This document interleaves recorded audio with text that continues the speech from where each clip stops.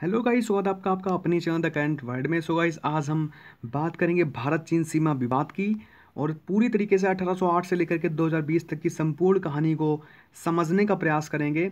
आपको बताएंगे कि ऐसे क्या रीज़न है जिनको लेकर के भारत चीन में हमेशा तनातनी बनी रहती है।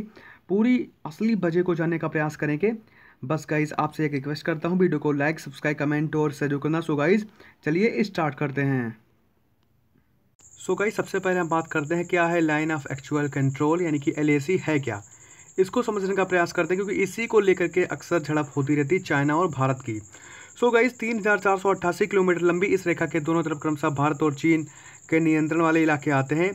भारत एलएसी को इतनी लंबाई का मानता रहा, यानी कि भारत कहता है कि 3,488 किलोमीटर की जो लंबी रेखा है, यानी कि जो एलएसी है, वो एक एक्चुअल में जो है एक्चुअल लाइन ऑफ कंट्रोल है, ठीक है।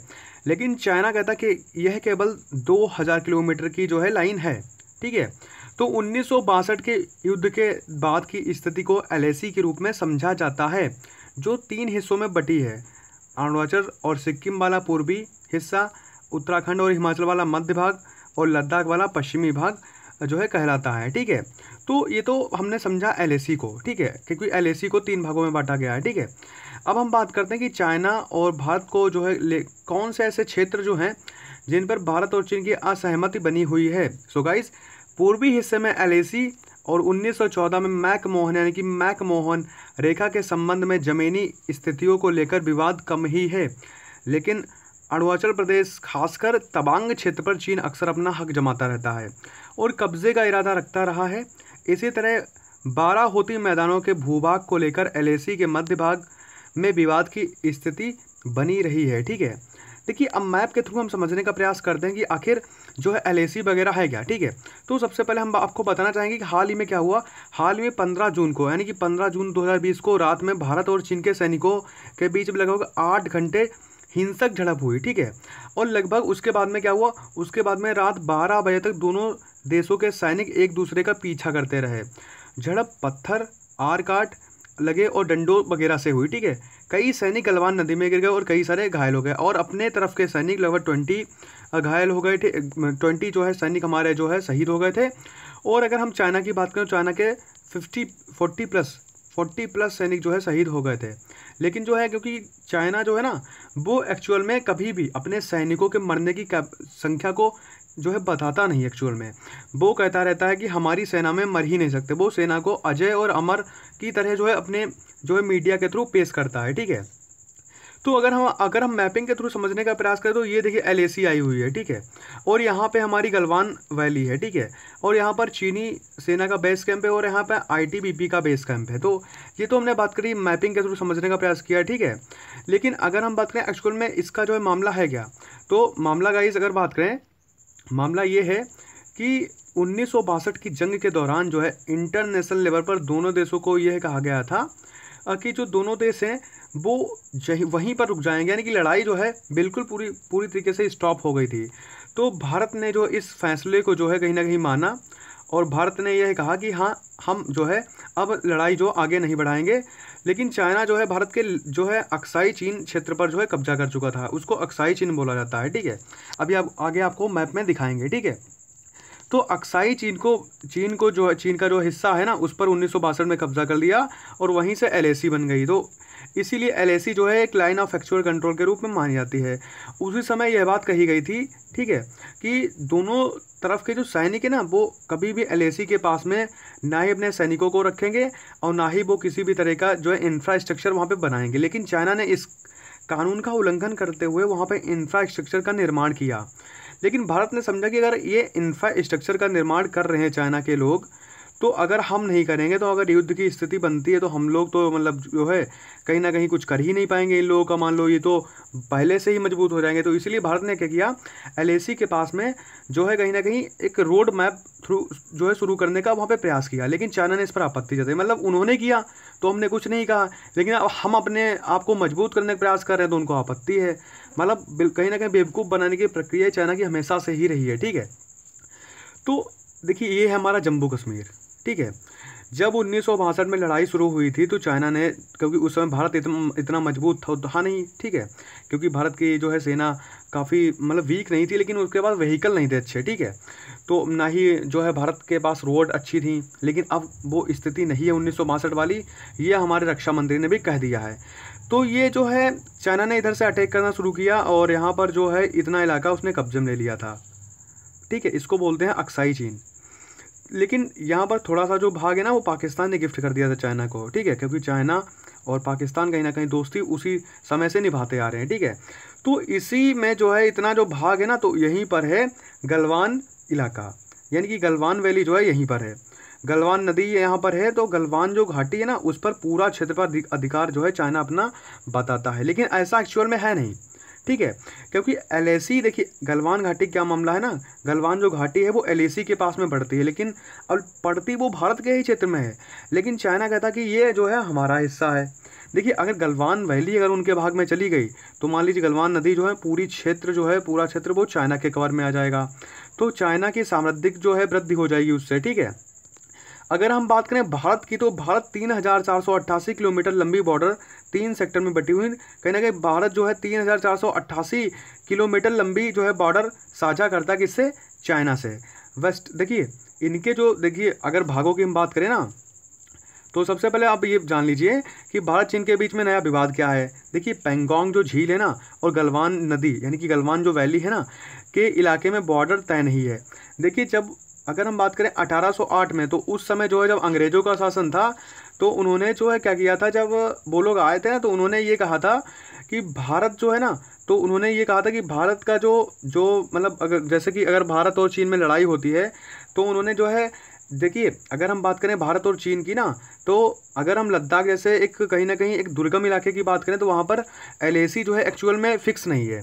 मान लीजिए कहीं पर पहाड़ आ गए, कहीं पर जो है नदियाँ आ गई, कहीं पर झील आ गई, तो वहाँ पे बन नहीं पा रहा था सिस्टम, इसीलिए कहीं ना कहीं उसी के थ्रू जो आधे आधे भाग में आ गया। जैसे कि नदी अगर बात करें, जैसे हम झील पेंगोंग झील की बात करें तो पेंगोंग झील के जो है लगभग 30% भाग जो है वो भारत के हिस्से में आता है। 30 किलोमीटर लंबा, 30 किलोमीटर का जो है भाग वो भारत बताता कि मेरा है, अब वो है भी।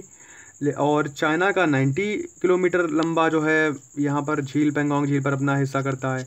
लेकिन चाइना यहाँ पर क्या करता है, जब भाई आपका 90% वहाँ पे जो है 90 किलोमीटर का है वो, तो आप 30 किलोमीटर करने क्या है, तो वो क्या करता है 30 किलोमीटर में जो है गश्त करने आते हैं। मतलब ये कौन सी दादागिरी हुई है, तो कहीं ना कहीं ये चीज़ है, ठीक है।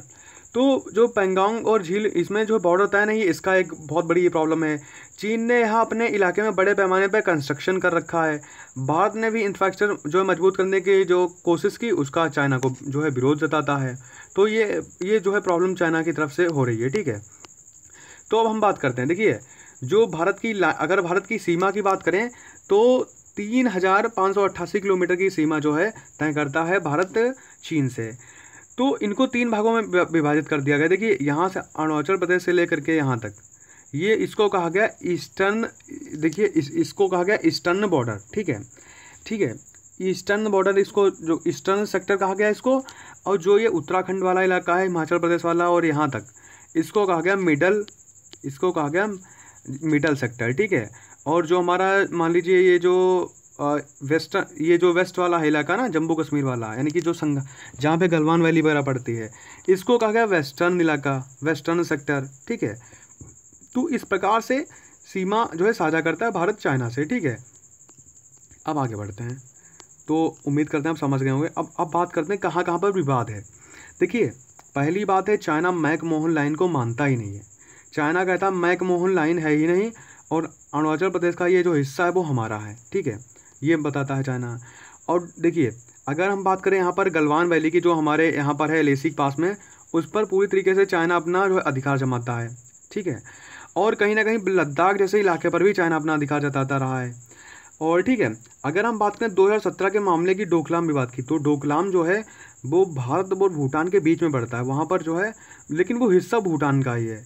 तो भूटान 2017 में जब ये डोकलाम विवाद हुआ था तो भारत ने कहा था कि आप कहीं ना कहीं भूटान के जो है क्षेत्र में कब्जा जताने की कोशिश कर रहे हैं, क्योंकि भारत और भूटान में जो है एक जो है कागज पर एग्रीमेंट साइन हुआ था कि भारत जो है भूटान की मदद करेगा अगर वो फंसेगा। तो चाइना अपनी सेना लेकर के यहाँ आ गए। अब भारत ने क्या किया, अपनी सेना ले जाकर के ये कहा कि भाई अब डोकलाम पर अपना कुछ जो है कब्जा नहीं कर सकते हैं। तो झड़प हुई थी, लेकिन चाइना को पीछे हटना पड़ा था एक कूटनीतिक, एक जो है महत्वाकांक्षी एक रणनीति के द्वारा। ठीक है, तो ये आप समझ सकते हैं। तो ये तो हमने बात कर ली इसकी। अब हम बात करते हैं भारत ने LAC कब मंजूर करी। ठीक है, ये हमारा पॉइंट है। तो साल 1991 में जब चीनी प्रधानमंत्री ली पेंग भारत दौरे पर आए, तब उन्होंने पूर्व प्रधानमंत्री PV नरसिम्हा राव के साथ में LAC को लेकर बातचीत की थी। श्याम सरन ने अपनी किताब इंडिया सीज द वर्ल्ड में लिखा है कि राव और पेंग इस पर सहमत हुए कि सीमाओं पर शांति रहे। इसके बाद में 1993 में जब राव ने बीजिंग यात्रा की, तब भारत ने औपचारिक तौर पर LAC के कॉन्सेप्ट को मंजूरी देते हुए सीमा पर शांति बरकरार रखने संबंधी एग्रीमेंट साइन किया था। ठीक है, कि भाई वहाँ पे LAC क्या होगा, ना ही वहाँ पे हम अपने सैनिकों को रखेंगे, ना ही हम हथियार लाएंगे, ना ही आप लाओ। लेकिन चाइना इसका उल्लंघन करता रहता है। इसके बावजूद बड़ा विवाद पश्चिमी हिस्से यानी लद्दाख वाले इलाके में रहा है। चीन अपने पूर्व प्राइम मिनिस्टर झाऊ एनलाई 1950 के दशक के दौरान जवाहरलाल नेहरू के लिखे हुए पत्रों को आधार बनाकर विवाद खड़ा करता है। 1962 के युद्ध के बाद चीन दावा कर रहा है कि वह 1959 में LAC से 20 किलोमीटर पीछे चला गया था। 2017 में डोकलाम विवाद के समय भी चीन ने भारत के सामने यही दलील रखते हुए जो है 1959 की LAC की स्थिति बहाल रखने पर जोर दिया था कि वहाँ पर क्या करेंगे, हम LAC के पास में अपना इंफ्रास्ट्रक्चर वगैरह करें और हम जो है चूतियों की तरह देखें। तो ठीक है, ये तो बात जो है चाइना की तरफ से हो गई। ठीक है, लेकिन कब तक ऐसे सहन करते रहेंगे, सही बात है ना। तो भारत की अगर LAC मंजूर की बात करें तो भारत ने उसके बाद में क्या किया था, भारत ने वहाँ पर जो है LAC जो है मंजूर कर ली थी। ठीक है, तो ये तो हमने बात कर ली। ठीक है, एग्रीमेंट पर साइन हो गया था। तो ये इस प्रकार से होता है। मान लीजिए अगर ये बॉर्डर हमारा बीच से गुजर रहा तो यहाँ पर हमारे सैनिक यहीं तक गश्त करेंगे और चाइना के यहाँ पर खड़े रहते हैं। लेकिन चाइना अपने कदमों को बढ़ाते हुए यहाँ पर ले आता है अपने भाग में। तो अपने सैनिक क्या करते हैं, उनको ढकेलते हैं पीछे। ढकेलते क्यों भाई, उन पर जो है हथियार भी नहीं चला सकते क्योंकि एग्रीमेंट साइन हुआ था, ना ही कोई जो है, इसीलिए झड़प होती रहती है। ठीक है, लेकिन हमको एक बात ध्यान ये रखनी होगी कि इस समय भी यही तय हुआ है कि 1962 की स्थिति को LAC को तय कर रही थी, ना कि 1959 की। इस बारे में इंडियन एक्सप्रेस की विस्तृत रिपोर्ट बताती कि जहां पर विवाद थे उन जगहों को लेकर दोनों देश जो है एक साझा वर्किंग ग्रुप के माध्यम से सीमा विवाद को हल करने के पक्ष में आए थे। तो कहीं ना कहीं दोनों देश चाहते कि विवाद सुलझे, लेकिन चाइना नहीं चाहता कि कहीं ना कहीं हम जो है वो हर देश के थ्रू ये कर रहा है। देखिए चाइना की जो सीमा है ना वो 14 देशों से लगती है, उसका 14 के 14 देशों से विवाद है। आप समझ सकते हैं, मतलब किसी को उसने नहीं छोड़ा। उसकी जो मतलब किसी के एरिया को कैप्चर करने की जो रणनीति ना वो हर एरिया पर करता रहता है।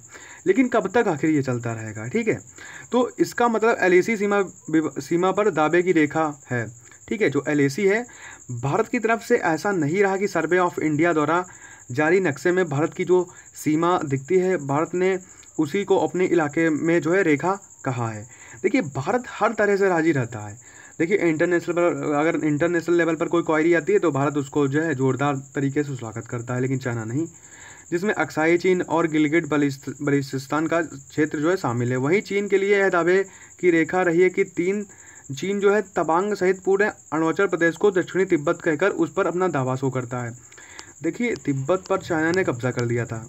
ठीक है, तिब्बत पर चाइना कब्जा करके और 1962 में उसने क्या किया था, अक्साई चीन पर कब्जा कर लिया था। लेकिन चाइना भी ये कहता है कि अगर भारत हमसे अक्साई चीन चाहता है तो हम ये तवांग क्षेत्र ले लेंगे, मतलब वो जो है क्या करेंगे, वो हमारा अरुणाचल प्रदेश ले लेंगे। ठीक है, तो वो कहता रहता है चाइना अक्सर।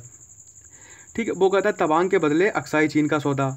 एक रिपोर्ट की माने तो साल 2017 में चीन के पूर्व विशेष प्रतिनिधि दाई बिंगुओ ने एक इंटरव्यू में कहा था कि यदि भारत तवांग क्षेत्र को चीन को सौंपने के लिए राजी होगा तो चीन अक्साई चीन में अपने कब्जे का हिस्सा भारत को दे देगा। मतलब वो अरुणाचल प्रदेश भी ले लें, उसके बाद में अक्साई चीन हमको दे दें। ठीक है, वही बात हो गई कि टॉफ़ी का बहाना दे करके लॉलीपॉप जो है हमको थमा दी। ठीक है, तो ये बात जो है कहीं ना कहीं चाइना करता रहता है। देखिए चाइना का भरोसा कभी भी नहीं किया सकता है, क्योंकि जवाहरलाल नेहरू ने भी कहा था हिंदी चीनी भाई भाई। ठीक है, लेकिन हुआ क्या था, ऐसा कुछ हुआ ही नहीं था, हिंदी चीनी भाई भाई वजह से वहाँ पे 1962 की बहुत बड़ी जंग हो गई थी, ठीक है। लेकिन अब वो गलती नहीं करनी है, ठीक है। आखिर कब तक ये सब चलता रहेगा? तो ये तो हमने बात करी इन सारे पॉइंटों की, ठीक है। अगर हम बात करें अपने नेक्स्ट पॉइंट की, तो देखिए अगर चीन की बात करें तो चीन अक्सर जो है तवांग क्षेत्र पर ललचाता क्यों रहा है? क्योंकि देखिए चीन तवांग क्षेत्र पर इसलिए भी ललचाता रहता है कि अगर वो तवांग क्षेत्र तक पहुंच गया तो मान लो उसकी जो है जो उसकी जो जो पावर है ना, वहाँ पर क्या करेगा, वो बहुत अपना सेटअप बहुत अच्छा कर लेगा, ठीक है। तो ये तो जो चाइना कहता रहता है। लेकिन 1914 में ब्रिटिश भारत और तिब्बत के बीच में जो समझौता हुआ था उसके मुताबिक तवांग और दक्षिणी अरुणाचल प्रदेश भी भारत का हिस्सा है। लेकिन 1962 के युद्ध में चीनी सेना तवांग तक पहुंच गई थी, लेकिन जब इंटरनेशनल लेवल पर भाई क्वेरी आई तो उन्होंने जो है उसको जो है वहाँ पे छोड़ करके, लेकिन वहाँ पर जो है परिस्थितियाँ नहीं अच्छी थी, ठीक है। परिस्थितियाँ अच्छी थी नहीं, तो चाइना जो है पीछे लौट गया था, क्योंकि वहाँ पर मान लीजिए अक्सर जो है बर्फीला इलाका रहता है, मान लो वहाँ पर जंगल हैं, पहाड़ हैं, तो चाइना वहाँ पे अपना नहीं जो है वहाँ पे कब्जा कर पाया था।